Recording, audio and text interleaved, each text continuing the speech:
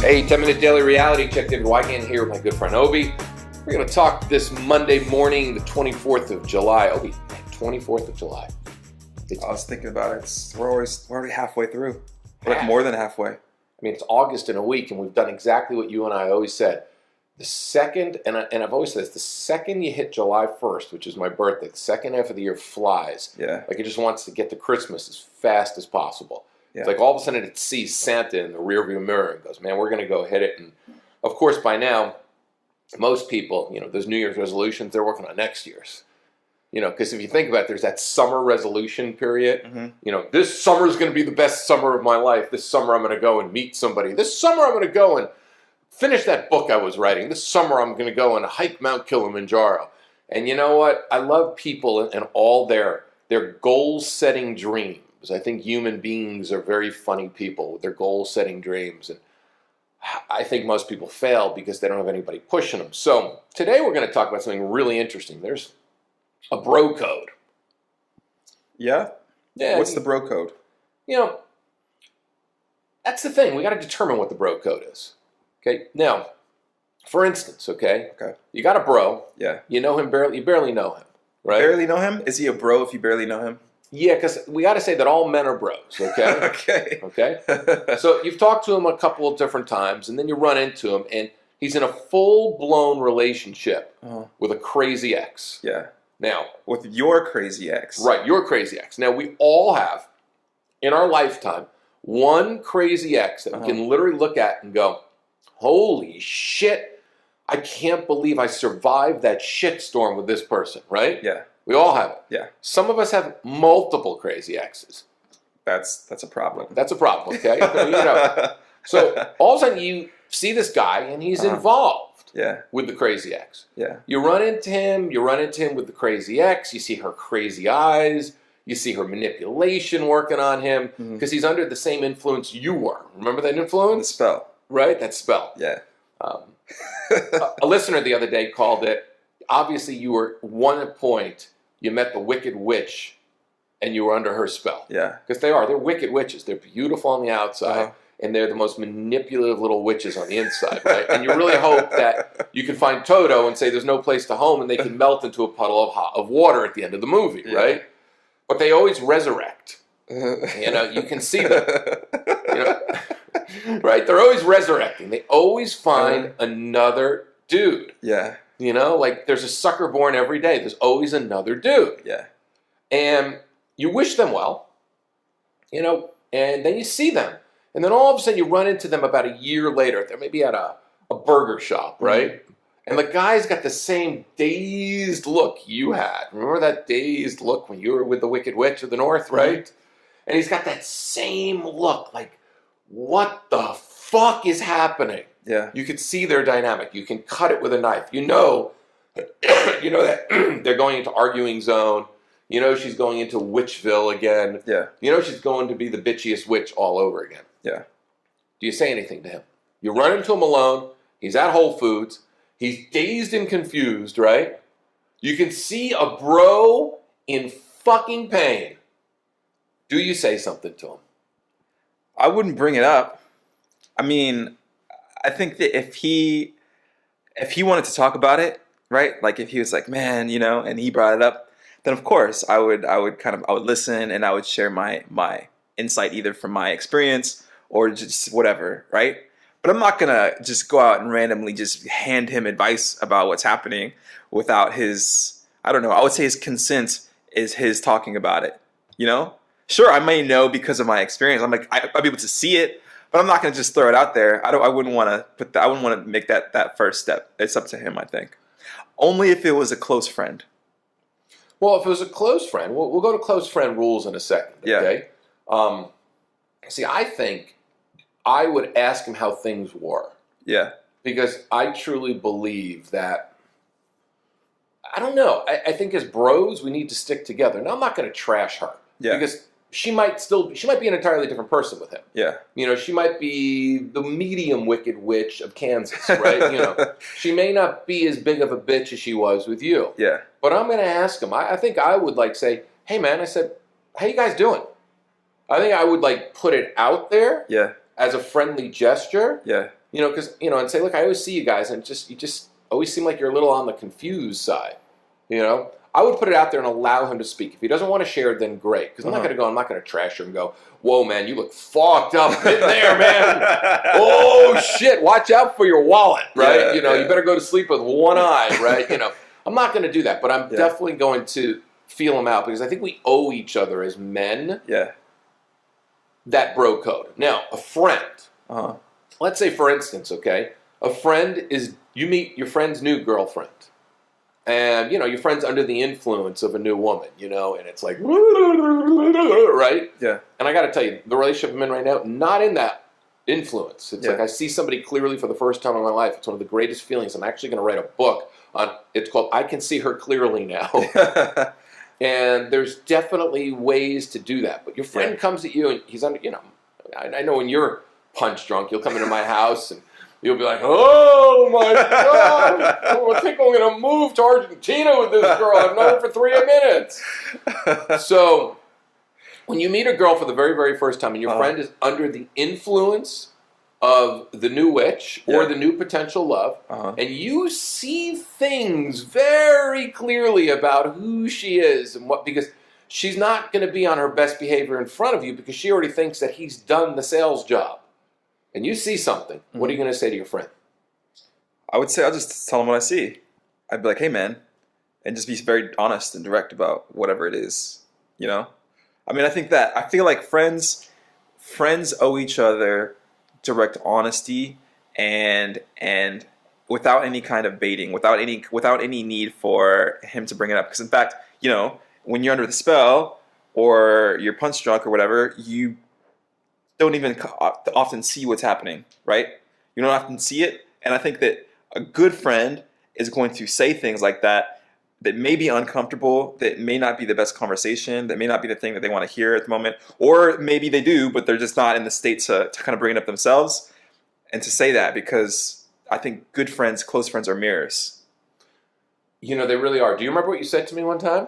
What is that? When you met somebody you didn't like, do you remember what you said? I don't think so. Yeah, we were sitting in the kitchen and we were feeding my daughter. And do you remember that I was getting barked at from like the other side of the house? Do you remember your exact words that you said? I don't remember. Yeah, you looked at me and go, "Oh, this is fucked up," or something like that. You were like, you shook your head. We haven't seen each other in a while. Okay. And all of a sudden, you found out that I had a kid and I was married. And then you came over to my house and you saw the dynamic, and you were like, "Whoa!" You felt the tension. You felt everything. I've told friends flat out. Yeah. As a matter of fact, there was a person that I was once with that every single friend of mine, the second I met her, they said, do not do this. Yeah. I've had friends, and I've been married a couple of times. I had friends that told me two of the times I got married, they told me, do not do this. It's not that she's not a good person. It's that she's a complete mismatch for you as a human being, energetically and everything. So, and of course, me being me and having to always do my thing, right? I had to learn the lesson afterwards. Yeah. Yeah. Sometimes, I mean, you're always going to have to learn your own lesson. Oh, yeah. Regardless of what someone says, it's still up to you to make your own decision and to kind of go through that experience or not. But I do think that the bro code is to tell the person, is to be straight up. Yeah, I think it really is. I mean, I've told you about the girls you're dating and stuff like that. You know, Miss Spirituality girl. I went to all these conventions with her about relationships, and I looked at you like, what are you doing?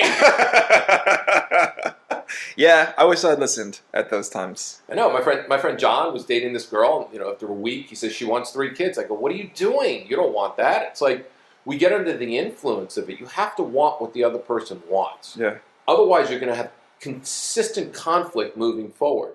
So bros, and this is the truth for even women as well. There could be a cis code. Tell your friends what you think. I mean, be 100% honest, because your friends goo gaga over it. I mean, and the thing is, eventually what happens is you'll get to a point in your life where you actually really understand what love is. Mm-hmm. You'll understand what attraction is. You'll understand how to see somebody very, very clearly. And when you're at that point in your life, and sometimes it takes us a long time to get there, then your friends can't say a word because they actually see you differently. They see you making decisions that are very clear and not like, whoa. I mean, my brother was adamant when I was with somebody. He actually, when I was about to go and do a marriage, okay, and I was down in Miami, and my brother and his best friend came down for an intervention. Yeah. And I've never told. They were there the same time we were there. Yeah. They both pulled me aside and begged me not to do it. Yeah. Begged me. My brother literally had tears in his eyes. Begged me. He told me this person was so wrong for me, so not. I was doing it for all the wrong reasons. Blah blah blah. Right? And he begged me, and I didn't listen. So the thing is, you should really, if a friend comes to you for.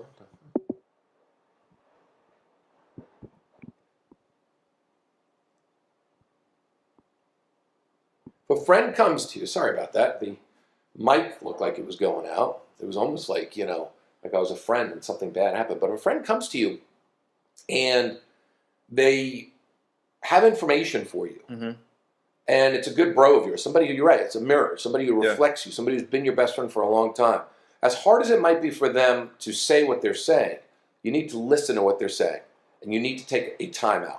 Yeah. Literally timeout. Do a crisis intervention, okay? It's almost like Bro Anonymous, Go to a meeting. Yeah. Get all your friends together and go, listen, Obi has come to me with this information. He thinks the woman I'm about to be with, he thinks this new girlfriend of mine is a complete phony. Yeah. A complete bitch. Not what I think she is.